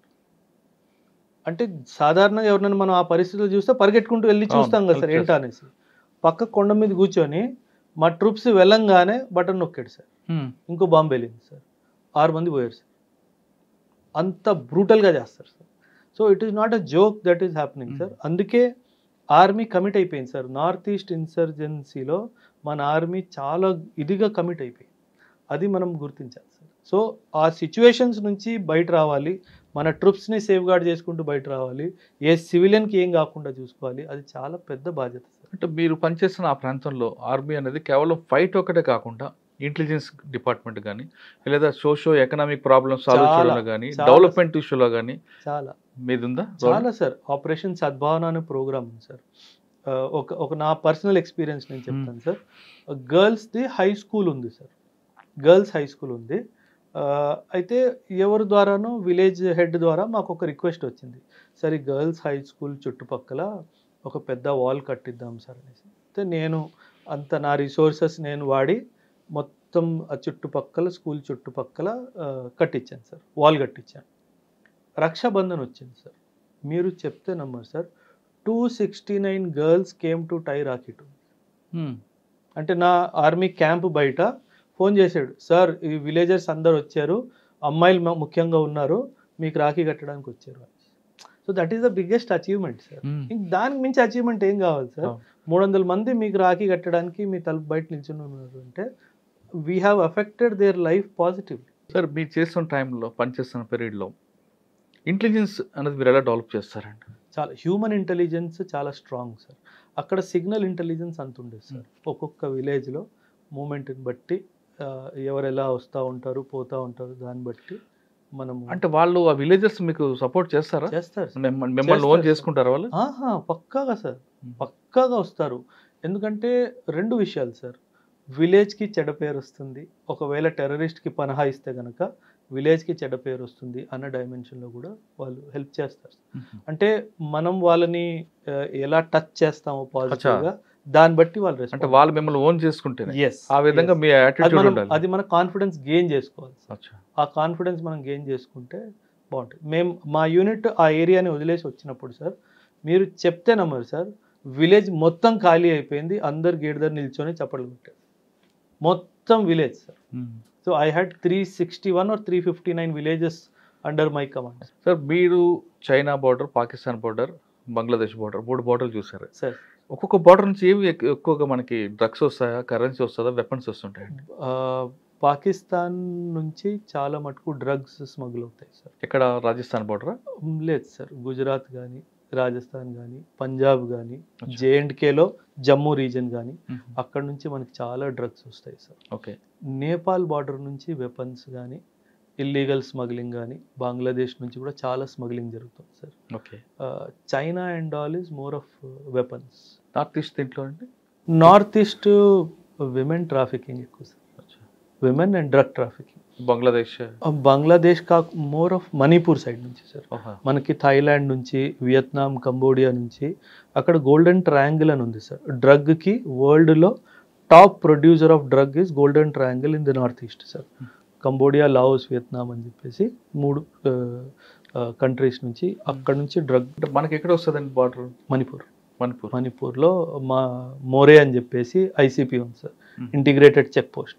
అక్కడ నుంచి చాలా ఎక్కువ. అంటే మన బార్డర్ మన పోస్టులు ఉన్నాయి అక్కడ? ఉన్నాయి సార్. మరి మన వాళ్ళు చేస్తుంటారు, అంతా జరుగుతుంది సార్. Border is open. అంటే మనకు పాకిస్తాన్తో ఉన్నట్టుగా ఒక ఫిజికల్ ఆబ్స్టకిల్ ఏం లేదు, ఫెన్స్ కానీ అట్లాంటివి ఏం లేవు, బట్ పోస్టులు ఉన్నాయి, పెట్రోలింగ్ జరుగుతుంది, అదంతా జరుగుతుంది. డ్రగ్ అంటే మిగతా వాళ్ళకన్నా డ్రగ్ సప్లై చేసేవాడు కొంచెం అక్కడ ఫెరోషియస్గా ఉంటుంటాడు. ఎందుకంటే అది చాలా డీప్ సిండికేట్ సార్, చాలా పెద్ద పెద్ద హ్యాండ్స్ ఉంటాయి సార్ అందులో. సో అందుకే there is a term called drug running sir. అంటే ఎవరన్నా అడ్డుకున్నా సరే వాడిని కూడా ఎలిమినేట్ చేయడానికి ట్రై చేస్తారు. So drug trafficking is a big menace sir. ఎప్పుడైనా మీకు అటువంటి ఇష్యూస్ ఎదురయ్యండి? చాలా సార్. అంటే we have confiscated kilos of drugs sir. అంటే కాకపోతే పాకిస్తాన్ నుంచి వచ్చేది వేరు, ఇక్కడ నుంచి వచ్చేది వేరు, ఆ డైమెన్షన్ సార్. ఇంకా రాజస్థాన్ ప్లస్ గుజరాత్ అన్ని బార్డర్. నెక్స్ట్ ఎక్కడికి వచ్చారు పెళ్ళి అయిన తర్వాత? దేహ్రాదూన్లో సర్వీస్ చేశాను సార్ ఒక 2 years వరకు. డెహ్రాడూన్లో ఎక్కడ ఉన్నారు? దేహ్రాదూన్ గడి క్యాంట్, పెరీ స్టేట్ అని చెప్పేసి 2 places ఉన్నాయి సార్. అంటే that was basically for training purposes sir. అక్కడే ఆ 2 years కొంచెం ఫ్యామిలీతో పాటు ఉన్నాను సార్, ఆ తర్వాత ఎప్పుడు లేదు. డెహ్రాడూన్లో ముస్సోరీ, ఉత్తరాఖండ్ అని చూసారా? అక్కడ మనం ఫ్లవర్ వ్యాలీ ఉంటుంది. అవును సార్, చాలా beautiful location, flowers valley. Badrinath route వెళ్ళారా మీరు? చాలా బాగుంటుంది. అంటే సార్ ఆర్మీ మూవ్మెంట్ కి సివిలియన్ మూవ్మెంట్ కి చాలా తేడా ఉంది సార్. అంటే మా మూవ్మెంట్ అంత ఫ్రీగా యాజ్ ఎ సివిలియన్ గా ఉండదు సార్, చాలా పగడ్బందీతో జాగ్రత్తగా మూవ్మెంట్ చేయాలి. ఇక్కడ మీ మన టెంపుల్ కూడా ఉంటుందండి? ఉన్నాయి sir.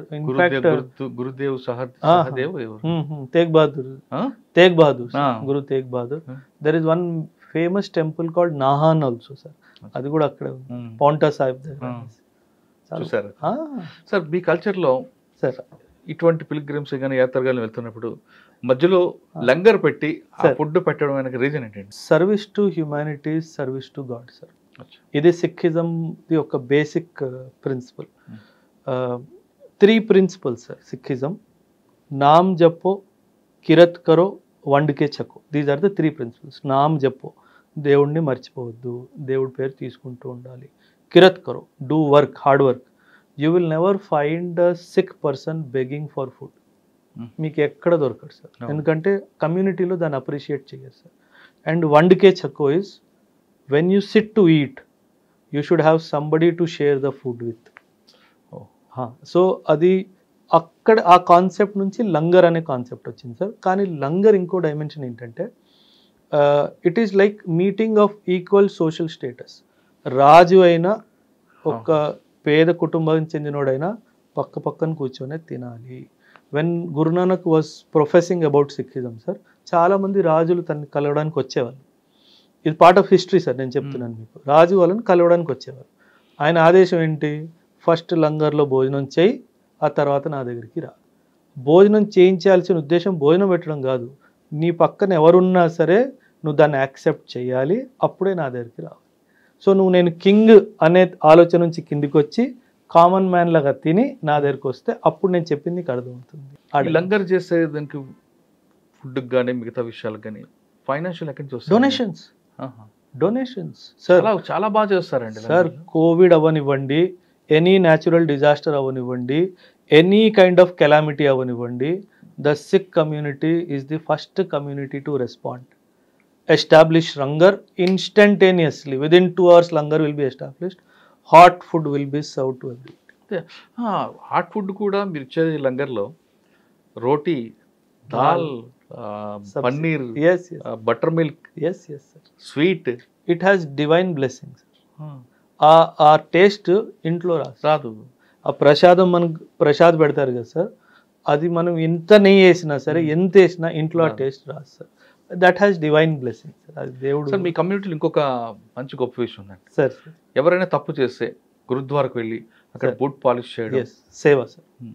So it is called you know, మనం ఏమైనా తప్పు చేస్తే దేవుడికి, okay I'm trying to understand that I have committed a mistake, నేను తప్పు చేశాను, దానికి నేను ఈ సేవ చేస్తాను. తప్పు చెయ్యకపోయినా చాలామంది వస్తారు సార్, ఆ స్పిరిట్తో వస్తారు. అంటే it is basically to bring a sense of equality. మన అందరూ ఒక్కలే, నేను ఇంకొకటి బూట్ పాలిష్ చేస్తున్నందుకు నేను చిన్నోడిని అయిపోను, ఆ డైమెన్షన్ ఆఫ్ థాట్ కూడా. సార్ మనం మీ ప్రొఫెషన్లోకి వద్దాం సార్.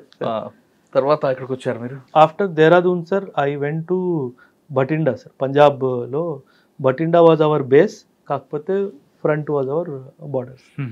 అక్కడే మీకు వర్క్ ఉందండి? Pathankot my border sir. ఏ పీరియడ్ లో మీరు చేశారు Pathankot? 2012 to 2014. Pathankot air base మీద అటాక్ అయింది కదా ఒకటి, అది నేను వచ్చాక సార్. మీరు వచ్చాక? అది నేను వచ్చాక చాలా సంవత్సరాల తర్వాత సార్. అంటే అక్కడ పఠాన్కోట్ లో సింధు నది సార్, సింధు అవతల వైపు పాకిస్తాన్, ఇవతల వైపు మన ఇండియా. అవును సార్. అది ఎక్కడో పుట్టి పాకిస్తాన్ లో కలుస్తుంటది నది. అవును సార్. ఇంత ఫ్రీ మూవ్మెంట్ ఉన్నప్పుడు మనకి విజిలెన్స్, అక్కడ ఇంటెలిజెన్స్ ఉండదంటారా ఎవరు మూవ్మెంట్ ఉందనేది? ఉంటుంది సార్, ఉంటుంది సార్. బట్ కాకపోతే రాత్రులప్పుడు, వెదర్ బాగాలేనప్పుడు ఎనిమీ కూడా ఇవన్నీ చూసుకొని అటాక్ చేస్తాడు సార్. సో ఒక్కొక్కసారి ఏమవుతుందంటే, బికాస్ అంటే it is not a plain area to guard. Mountains ఉన్నాయి, హిల్ ఉంది, రివర్ ఉంది, సో గ్యాప్స్ ఉంటాయి సార్. వాళ్ళు over a period of time they have identified these gaps. ఆ గ్యాప్స్ ని వాడి లోపల సార్ అక్కడ టెరైన్ కూడా చాలా డిఫికల్ట్ టెరైన్, చాలా డిఫికల్ట్. మరి అంత దీంట్లో వాడు కమిట్మెంట్ తో వస్తాడా, లేదు దేనికి వస్తుంటాడండి? అంటే సార్ రావడమే కష్టం, వచ్చిన తర్వాత ఐడియాలజికలీ డ్రివన్ కదా సార్. వాళ్ళ ఒక ఐడియాలజికల్ని వాళ్ళని బ్రెయిన్ వాష్ చేసి వాళ్ళకి ఏదో డబ్బు ఇచ్చి ఏదో చేసి పంపిస్తారు సార్. వస్తున్న వాడికి తెలుసు సార్ చనిపోతానని, ఇవాళ కాతే రేపు చనిపోతానని క్లారిటీ వాడికి ఉంటుంది సార్. అక్కడ చాలా పరిస్థితులు బాగాలేవు సార్. అంటే వాళ్ళకి ఎలా అంటే ఒక ఫిదాయిన్ అటాక్ అంటాం, సూసైడ్ మిషన్కి వెళ్తే కనుక ఒక 50 లక్షలను 40 లక్షలను చెప్పి ఇంట్లో ఇచ్చేస్తారు సార్. దానికి ఆశ పడిపోయి యూత్ వచ్చేస్తారు. అదొక్క డైమెన్షన్ కూడా చాలా డిస్టర్బింగ్. తర్వాత పూంచ్ సెక్టార్ లో ఎక్కువగా అండర్ గ్రౌండ్ నుంచి కూడా వస్తుంటారు. టనల్స్ క్రియేట్ చేసుకున్నారు sir over period of time. 75 years లో టనల్స్ డిగ్ చేసేసుకున్నారు సార్. సో పైన ఫెన్స్ ఉంది, కింద నుంచి వచ్చేస్తున్నారు సార్. సో ఆ ఒక్క డైమెన్షన్ కూడా చాలా విచారించాల్సిన డైమెన్షన్ సార్. మీరు టైం కాకుండా తర్వాత డ్రోన్స్ అటాక్ స్టార్ట్ చేస్తారు. ఇప్పుడు this is the latest trend sir. దాన్ని మరి బ్రేక్ చేయొచ్చా మన వాళ్ళు? డ్రోన్ క్యాచర్స్ అని చాలా ఎక్విప్మెంట్స్ వచ్చేసాయి సార్. డ్రోన్ ని జామ్ చేయొచ్చు సార్, మనం కంట్రోల్లో తీసేసుకోవచ్చు. సో కాకపోతే ఇట్ ఈస్ ఇంకా ఇవాల్వ్ అవుతుంది సార్. డ్రోన్ థ్రెట్ ఇవాల్వ్ అవుతుంది, దానికి డిఫెన్స్ మెకానిజం కూడా ఇవాల్వ్ అవుతుంది sir. It will take another 2-3 years time. ఇప్పుడు కూడా డ్రోన్ నెట్స్ వచ్చేసాయి. అవునా? వచ్చేసాయి సార్. వాళ్ళు పాకిస్తాన్ మిలిటరీ మనల్ని డిస్టర్బ్ చేయడానికి, వాళ్ళ ఎగ్జిస్టెన్స్ చూపించుకోవడానికి ఇటువంటి ఇష్యూస్ చేస్తుంటారు. అవును సార్. ఇప్పుడు మన వాళ్ళు కూడా అటువైపు చేస్తుంటారు ఏమైనా సర్జికల్ స్ట్రైక్స్? చాలా అవన్నీ చెప్పుకోలేము కానీ చాలా చేస్తాం. I was also part of one of the. ఏదో ఒకటి చెప్పండి, రివీల్ చేయకూడదంటే వద్దు. అంటే ఇన్సిడెంట్ ఏంటంటే సార్, ఇన్ఫ్యాక్ట్ కొన్ని రోజుల ముందు నేను నా స్టూడెంట్స్తో కూడా డిస్కస్ చేశాను. బ్యాట్ యాక్షన్ అంటారు సార్, బటాలియన్ యాక్షన్ టీమ్ అంటారు. రాత్రులు వచ్చి మనం ఒక సింగిల్ పోస్ట్ మీద అటాక్ చేసి వాళ్ళ తల నరికి తీసుకెళ్ళిపోవడం, ఇవన్నీ జరుగుతాయి సార్. సో దానికి ప్రతీకారంగా ఒక ఆపరేషన్ లాంచ్ చేశాం sir. I lead that operation. వాళ్ళు 2 తీసుకెళ్లారు సార్, మేము 4 తీసుకొచ్చాం ఏ సెక్టార్లో. సో ఇవన్నీ జరుగుతాయి సార్. ఎందుకంటే మన ట్రూప్స్లో ఒక ఆక్రోషం ఉంటుంది సార్. మన 2 తీసుకెళ్లారు సార్, మనం 4 తీసుకురావాల్సిందే. సో వాళ్ళ స్పిరిట్ని డై అవ్వకుండా ఆ యాక్షన్స్ చేయాల్సి వస్తుంది. కానీ ఆర్మీలో ఒక సిద్ధాంతం చెప్తారండి, అంటే పగ ప్రతీకారాలు కాదు. అది యువర్ రైట్ సార్, మీరు అన్నది చాలా కరెక్టే సార్. ఒకవేళ మనం ఏమీ చేయలేదు అనుకోండి సార్, కూర్చొని ఉన్నాం అనుకోండి, ఆ troops will get demotivated. Okay, వాళ్ళ కోసం చేయాల్సి వాళ్ళ కోసం అన్నట్టుగా sir. See at the end of the day మనం వాళ్ళకి ట్రైనింగ్ ఇస్తుంది, వాళ్ళకంతా మైండ్ స్ట్రాంగ్ చేస్తుంది టు ఫైట్ కదా సార్. సో వాళ్ళకి ఆ ఫైట్ అవకాశం ఇవ్వకుండా మన వాళ్ళని ఎవరన్నా చంపేసి వెళ్ళిపోతే మనం ఊరుకుంటే ఆ ట్రూప్స్ యాక్సెప్ట్ చేయరు సార్. అప్పుడు ట్రూప్స్ని హ్యాండిల్ చేయడం చాలా కష్టం. మనం ఇచ్చిన ఆర్డర్ని ఒప్పుకోరు సార్, వాళ్ళు రివర్స్ అవుతారు. ఒప్పుకోరు సార్. ఏం నువ్వు మాట్లాడుతున్నావు, అక్కడ పోదామంటే రావట్లేదు, నీకు భయం వేస్తుందా, నీకు పిల్లలు గుర్తొస్తున్నారా, అట్లా మాట్లాడతారు సార్. సో వాళ్ళని మనం కంట్రోల్ చేయడం చాలా కష్టం సార్. మిలిటరీ అనగానే ఇంకొకటి బాగా గుర్తుకొస్తుంది, హాస్పిటల్స్. అవును సార్. ఆర్మీ అనగానే ఆర్మీ హాస్పిటల్ అంటే పర్ఫెక్ట్గా ఉంటుంది ట్రీట్మెంట్ అనేది. అవును సార్, అవును సార్. అది అంటే ఆ బయట నుంచి వచ్చే వాళ్ళ ప్రొఫెషనల్ డాక్టర్ని తీసుకొచ్చి ఆ కమిట్మెంట్ ఇస్తారా, లేదా డాక్టర్స్ కూడా ఫైరింగ్ చేయడం కూడా నేర్పుతుంటారు? అన్నీ ఉంటాయి సార్. డాక్టర్స్ ఆల్సో సార్, వంట వండేవాడైనా సరే, వాడు మెకానిక్ అయినా సరే, డాక్టర్ అయినా సరే, లాయర్ అయినా సరే, ఆర్మీలో ఎవడైనా సరే sir, firing practice is a must. అవసరం వచ్చినప్పుడు వాడు వెపన్ తీసుకోవాల్సిందే, యుద్ధానికి వెళ్ళాల్సిందే. అంతెందుకు సార్, పూజారి గారు ఉంటారా, పూజారి is also authorized a weapon. Okay, he also goes for firing. Doctors కి ఎందుకు అంత మంచి పేరు వస్తుంది అక్కడ? ఎందుకంటే ఆర్మీ హాస్పిటల్ అనగానే సార్, ఎందుకంటే సార్ ఎక్స్ట్రీమ్ కండిషన్స్లో కూడా వాళ్ళు ట్రీట్మెంట్ చేస్తారు sir. In the thick of the battle field, యుద్ధం జరుగుతున్నప్పుడు కూడా వాళ్ళు ట్రీట్మెంట్ చేస్తారు. సో చాలా రెస్పెక్ట్ సార్. ఇన్ఫ్యాక్ట్ మేము కూడా, ఎందుకంటే మాకేమైనా జరిగితే మమ్మల్ని చూసుకునే వాళ్ళే కాబట్టి, అండ్ చాలా రిస్క్ చేసుకొని ఫార్వర్డ్స్కి వచ్చి మరి ట్రీట్మెంట్ చేస్తారు. సో ఆర్మీలో ఆ డాక్టర్స్కి చాలా రెస్పెక్ట్ ఉంది. డాక్టర్స్కి చాలా చాలా అంటే చాలా. సార్, కమిట్మెంట్తో పనిచేస్తున్న మీలాంటి ఆర్మీ ఆఫీసర్కి లేదా ఆర్మీకి ఎంటర్టైన్మెంట్ ఏంటి? ఎంటర్టైన్మెంట్ మా బడాఖానా సార్, మీరు ఒక వర్డ్ వాడారు కదా, barakhana is that excellent platform sir. అంటే డే టు డే లైఫ్లో చిన్న చిన్న విషయాల్ని పట్టుకొని కామెడీగా ఎలా రిప్రజెంట్ చేయాలో అది troops are very good at it sir. అంటే మిమ్మల్ని ఎంత క్లోజ్గా అబ్జర్వ్ చేస్తున్నారో అన్న విషయం మీకు అర్థమైపోతుంది. మనం ఏమైనా ఏదో పని చేసామనుకోండి, వాళ్ళు గమనిస్తారు, వాడు అవకాశం చూస్తాడు, బడాగాల్లో పట్టుకుంటాడు మిమ్మల్ని. సో అది అలా. సో దట్ ఈస్ వెరీ, అంటే చాలా ఎంటర్టైనింగ్ ఉంటుంది. అది మనసులో పెట్టుకున్న ఆఫీసర్ పనిష్మెంట్ లేదు లేదు, బడాఖానాలో జరిగింది ఆ రాత్రికే మర్చిపోవడం అంతే. ఇంకా ఎప్పుడు అట్లా జరుగుతుంది. ఏం పెడతారండి ఫుడ్? Non veg, alcohol. ట్రూప్స్కి కావాల్సిందే ఆ రెండు sir, non veg, alcohol. Because చాలా కష్టపడతారు సార్. 18 to 19 hours డైలీ వాళ్ళకి పని ఉంటుంది sir. So non veg and alcohol, ఈ రెండు వాళ్ళకి ఇచ్చేస్తే డాన్స్ ఉంటుంది, చాలా హ్యాపీగా ఉంటుంది. చాలా హ్యాపీ. డాన్స్ కూడా ఉంటుంది కదా. చాలా ఫైర్, మా క్యాంప్ ఫైర్ కాన్సెప్ట్ ఆర్మీ నుంచి వచ్చింది సార్. ఆ క్యాంప్ ఫైర్ అన్నది చాలా బాగుంటుంది. అది okay, I miss that. Direct తర్వాత ఎక్కడికి వచ్చారండి? ఇంక నేను అయిపోయింది సర్వీస్ అయిపోయింది. ఎందుకు మరి కంటిన్యూ చేయలేదు మరి సార్? యాక్చువల్లీ 2 కారణాలు sir. After 10 years of service మేజర్గా తర్వాత అడ్మినిస్ట్రేటివ్ వర్క్ ఎక్కువ అయిపోయింది సార్. అంటే ఫీల్డ్ వర్క్ తగ్గిపోయి అడ్మినిస్ట్రేటివ్ వర్క్ అయిపోవడము. సో నేను దానికోసం వెళ్ళలేదు సార్ ఆర్మీకి. So I decided now it is time to leave the army. And కొంచెం అమ్మకు కూడా హెల్త్ బాగుండట్లేదు, సో ఎవరు చూసుకునేవారు లేరు అనుకొని ఇంకా 10 years తర్వాత వచ్చేసాను. 10 years తర్వాత ఎవరు చేసినా షార్ట్ సర్వీస్ సార్. నేను వెళ్ళింది షార్ట్ సర్వీస్ కాబట్టి నాకు ఆప్షన్ ఉంది సార్. 10 years తర్వాత పర్మనెంట్ కమిషన్ తీసుకునే ఆప్షన్ ఉంది. దాని తర్వాత పొడిగించుకోవాలనుకుంటే చేసుకోవచ్చు. 20 years కమిషన్, మొత్తం పర్మనెంట్ కమిషన్ తీసేసుకోవచ్చు సార్. కానీ నేను తీసుకోలేదు. నా అప్లికేషన్ ఫర్ వదిలేసి రావడానికి 3 సార్లు రిజెక్ట్ అయిపోయింది sir. I was doing very well, ఇంత బాగా చేసావు, కోర్సెస్లో అన్నిట్లో నువ్వు గోల్డ్ మెడలిస్ట్ ఉన్నావు, రిపోర్ట్స్ అన్నీ ఎక్సలెంట్గా ఉన్నాయి, ఎందుకు వదిలేస్తావు అనుకుంటున్నావు. సో నాకు నేను బేసిక్ ట్రైనింగ్లో ఉన్నప్పుడు ఎవరైతే ఇన్స్ట్రక్టర్ ఉన్నారో తనే మా డిసైడింగ్ ఆఫీసర్. అప్పుడు వీడికి ఇవ్వాలా వద్దా అనేసి. ఫస్ట్ టైం అయితే అసలు వెళ్ళిన రోజే రిజెక్ట్ అయ్యి వచ్చేసింది. నేను అన్నాను ఏంటి ఇంత తొందరగా వచ్చేసింది, రిజెక్ట్ అయిపోయింది. అయితే నేను అప్పుడు ఆర్మీ ఇంటర్కామ్ కనెక్షన్స్ ఉంటాయి, మొబైల్స్ అప్పుడు అంత లేవు సార్. సో ఎవరు అంటే ఆయన ఆఫీసర్ పేరు చెప్పాడు, ఆహా ఎందుకు రిజెక్ట్ అయిందని నాకు అర్థమైపోయింది sir, because he liked me very much as an officer and he wanted me to continue. But నాకు ఒక స్టేట్మెంట్ ఇచ్చాడు ఆయన, sir you are doing injustice to the country by leaving Oberoi. అయ్యో, నాకు అది చాలా బాధ వేసింది సార్. అయితే అమ్మ కొంట్లో బాగాలేదు sir, so I would have lost my mother sir. నేను అప్పుడు రాకపోతే మాత్రం అమ్మ had cancer and all sir. చూసుకునే వాళ్ళు ఎవరు లేరు, ఉన్నారు సార్ ఇప్పుడు బాగున్నారు, పర్వాలేదు సూపర్. పర్వాలేదు సార్ సాధారణంగా ఆర్మీ ఆఫీసర్లు బయటకు వచ్చిన తర్వాత సార్.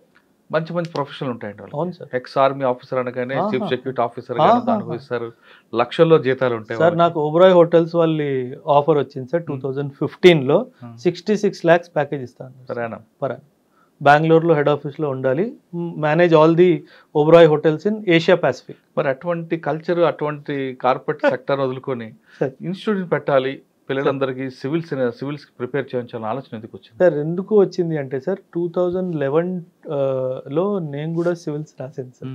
సో యాక్చువల్లీ 2008-9లో ఒకసారి ఢిల్లీ వెళ్ళడం జరిగింది సార్. నేను వన్ ఆఫ్ మై ఫ్రెండ్ని మీట్ అవ్వడానికి వెళ్ళాను. తను యూపీఎస్సీకి ప్రిపేర్ అవుతుంది అన్నట్టుగా ఒక ఇన్స్టిట్యూట్కి వెళ్ళాను సార్ ఢిల్లీలో. అది చాలా పెద్ద ఇన్స్టిట్యూట్ సార్, అందుకే పేరు తీసుకోవట్లేదు. కాకపోతే అంటే ఎంత కమర్షియల్ అనిపించిందంటే, మనం ఇప్పుడు రత్నదీప్కి వెళ్ళి సామాన్ అయినా కొనుక్కుంటాము సార్, అంటే బాస్కెట్లో వేసుకొని వచ్చి బిల్లు చేసుకొని బయటకు వస్తామా? అక్కడ కూడా అంతే సార్. ఏం కావాలి, ఇది కావాలా, ఓకే 2.5 లక్షలు కట్టయి ఈ 4 బుక్కులు తీసుకో వెళ్ళిపో. బ్యాచ్ ఎప్పుడు స్టార్ట్ అవుతుంది? 4 నెలల తర్వాత స్టార్ట్ అవుతుంది. 4 నెలల ముందు డబ్బులు తీసేసుకుంటాడు. అంటే మీరు ఎలా చెప్తారు, ఈ షెడ్యూల్ ఏంటి, ఆ ఫ్యాకల్టీ ఏంటి, అవన్నీ చెప్పే వాళ్ళకి టైము లేదు, ఏమీ లేదు సార్. ఏంటిది ఇంత కమర్షియల్గా ఉంది అని చెప్పేసి తను అడిగితే యూపీఎస్సీ అంతేరా అన్నట్టుగా మాట్లాడింది. 2010లో సార్ యూపీఎస్సీ వాళ్ళు ఒక limited competitive examination for IPS officers అన్నట్టుగా ఒక నోటిఫికేషన్ జారీ చేశారు సార్. ఆ ఎగ్జామ్ నేను రాసి పాస్ కూడా అయ్యింది సార్.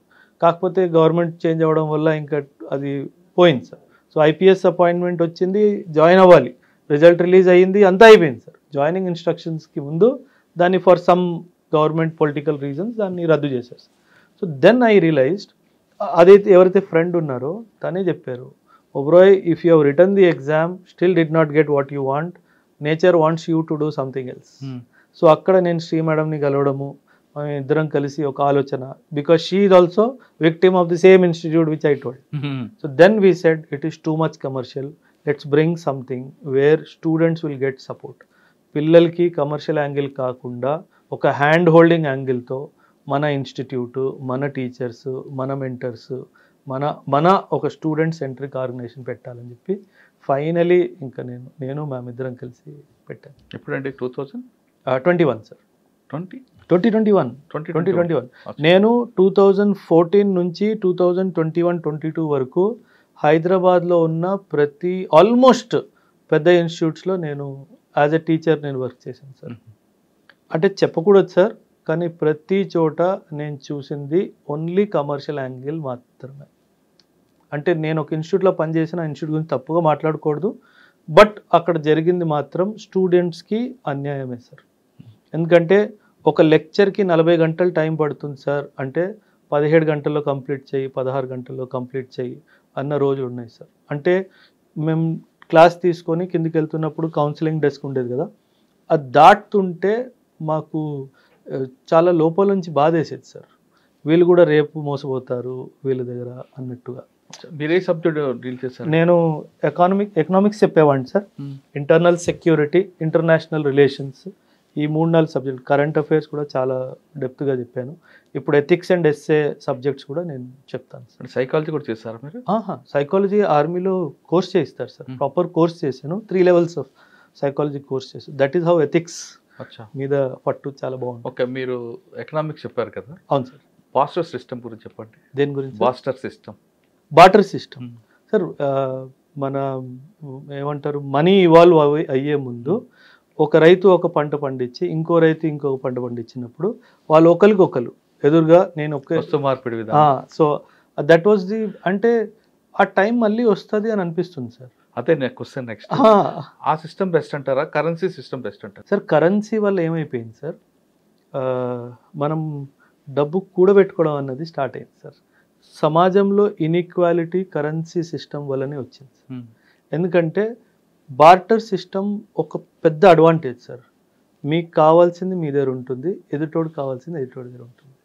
అంటే మీకు ఇప్పుడు పిండి కావాలి, మీ దగ్గర రైస్ ఉంది కానీ పిండి కావాలి, మీరు ఇంత రైస్ ఇస్తే మీకు ఇంత పిండి వస్తుంది.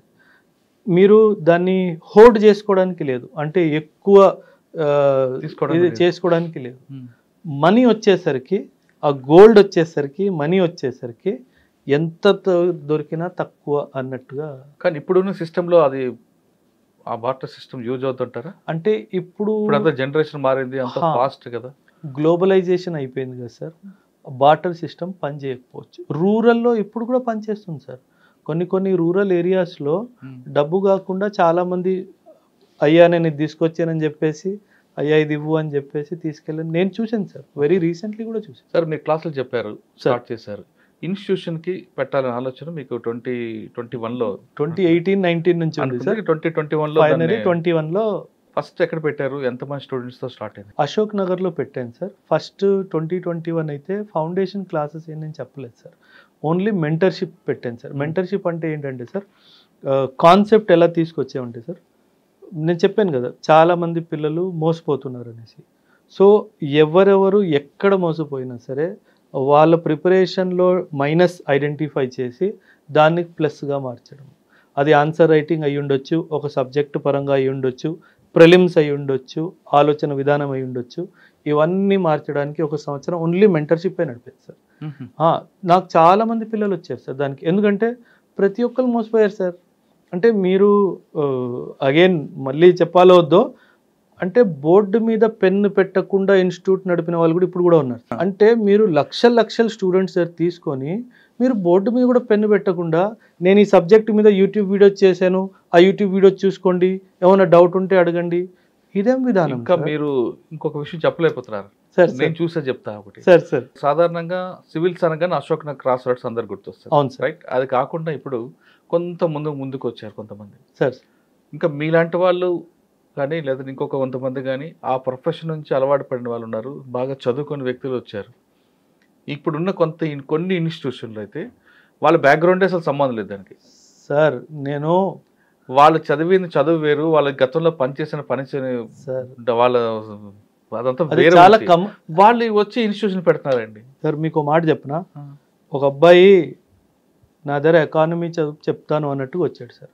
నాకు ఒక రూల్ ఉంది సార్ ఇన్స్టిట్యూట్లో, డెమో నేను తీసుకుంటా, క్వశ్చన్ నేను అడుగుతా, నువ్వు చెమటలు పట్టకుండా సమాధానం ఇస్తే తీసుకుంటా.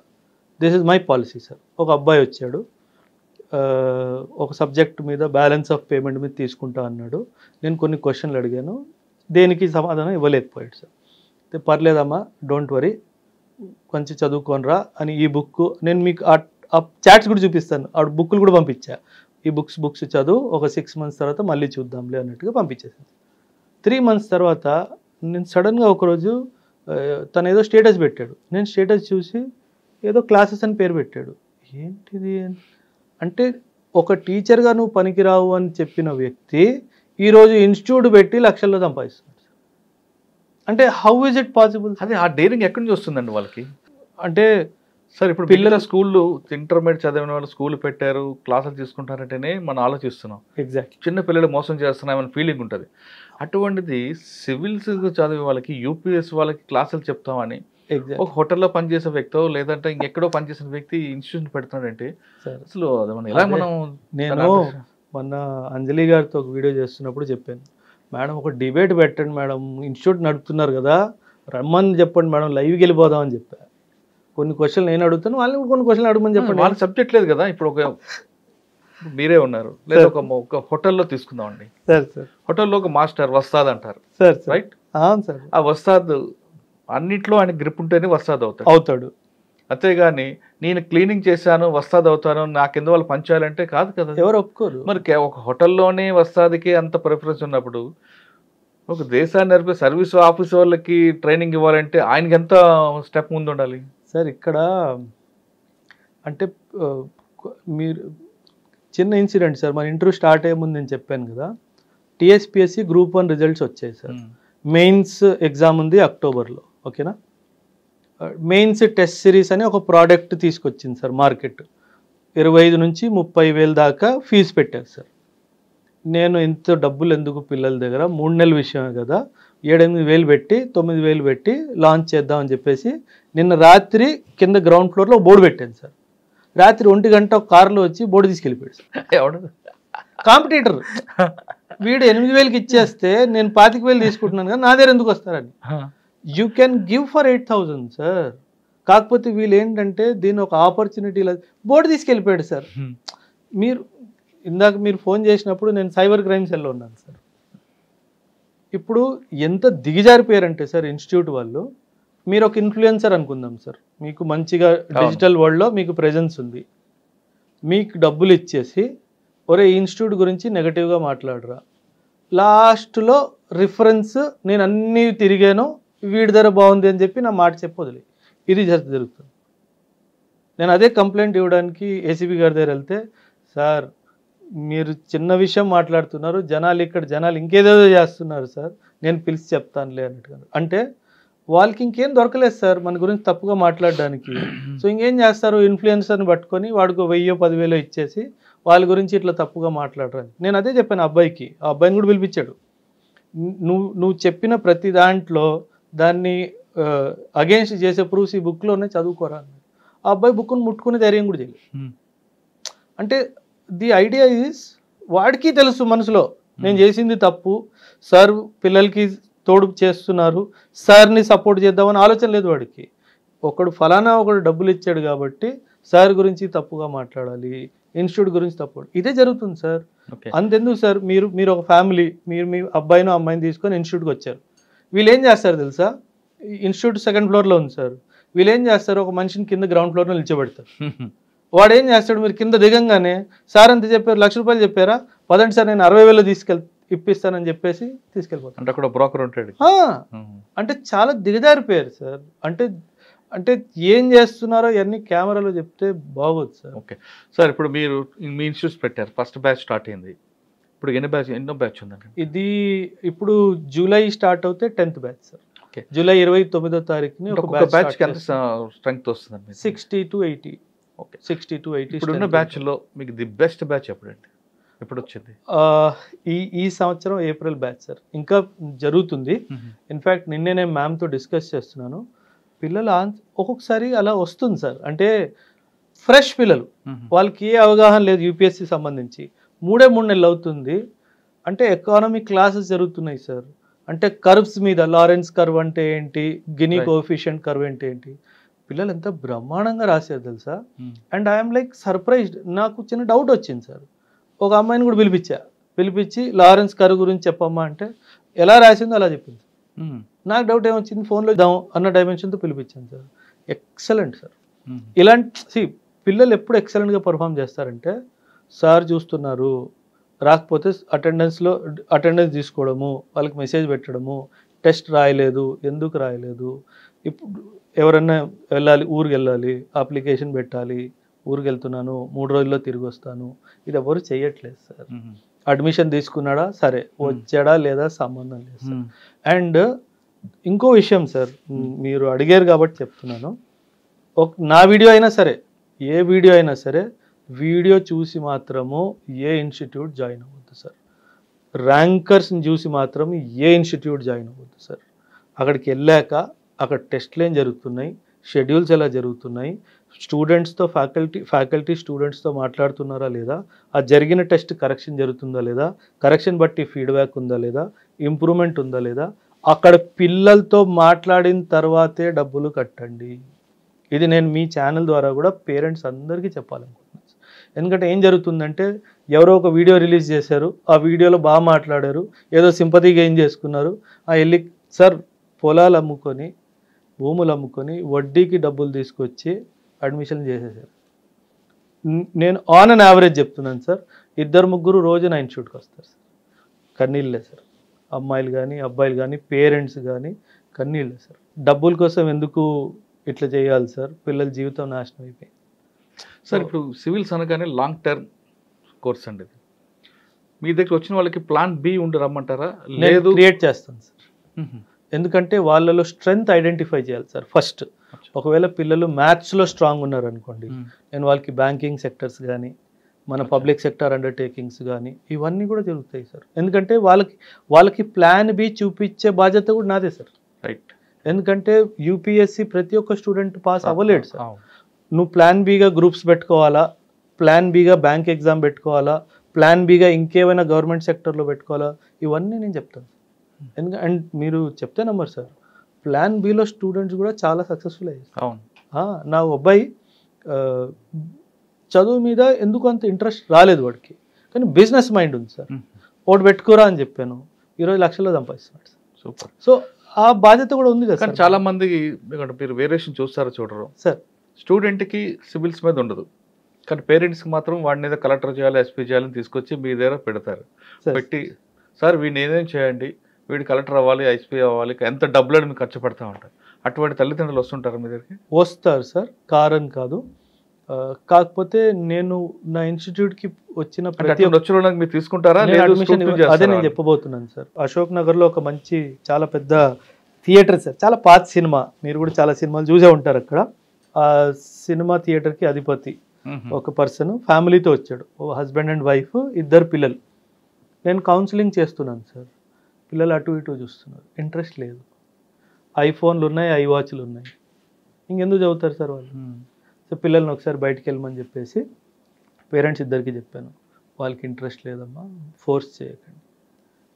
ఒక్కసారి అప్పుడు మేడం ఏమన్నారంటే, సార్ మా హస్బెండ్ ఒక్క నిమిషం బయట పంపిస్తారా అన్నట్టుగా నాతో రిక్వెస్ట్ చేస్తే, ఆయన్ని కూడా రిక్వెస్ట్ చేస్తాను. తను ఏమన్నారు తెలుసా సార్, డబ్బులు ఉన్నాయి సార్, డబ్బులు లేవని కాదు, హస్బెండ్ కూడా పెద్దగా ఏం చదువుకోలేదు, కానీ నేను వచ్చిన కుటుంబం చాలా చదువుకున్నవాళ్ళు సార్, నా పిల్లలు చదువుకొని ఏమన్నా హోదాలో ఉండాలి అన్న నా ఆశ సార్, దానికే తీసుకొచ్చాను అన్నట్టు చెప్పారు. తను బలవంతం చేస్తే వాళ్ళ అబ్బాయిని ఒక 10 రోజులు పంపించండి అమ్మా, 10 రోజులు కంటిన్యూ అయితే దాని తర్వాత పేమెంట్ చూసుకుందాం అన్నట్టుగా అన్నాను సార్. 2 రోజులు వచ్చాడు సార్, 3వ రోజు రాలేదు. సో నేను తలుచుకుంటే వాళ్ళిద్దరు డబ్బులు తీసుకొని వస్తారండి, నాకు సంబంధం లేదని అనవచ్చు సార్. కాకపోతే చాలా సార్లు నేను రిజెక్ట్ చేసింది సార్. మీ దగ్గరకు వచ్చిన స్టూడెంట్స్లో ప్రిలిమ్స్ పాస్ అయ్యారు అనుకోండి, వాళ్ళకి మెయిన్స్ సంబంధించినంత టఫ్ ఇచ్చుకుంటూ వాళ్ళకి బాగా మోటివేషన్ చేస్తారు. మెయిన్స్ కూడా అయ్యారు అనుకోండి, ఇంటర్వ్యూ మాక్ ఇంటర్వ్యూలు పెడుతూ వాళ్ళకి లాస్ట్ వరకు మీరు సపోర్ట్ చేస్తారు. ప్రిలిమ్స్లోనే పోయిన వాళ్ళకి ఏం చెప్తారు? Mentorship program sir.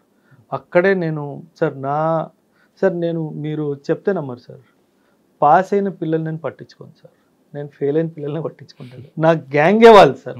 ఎందుకంటే పాస్ అయిన వాడు పాస్ అయిపోతాడు సార్, ఫెయిల్ అయిన వాడిని పాస్ చేయించాలి సార్, అక్కడే కదా కిక్ వచ్చేది.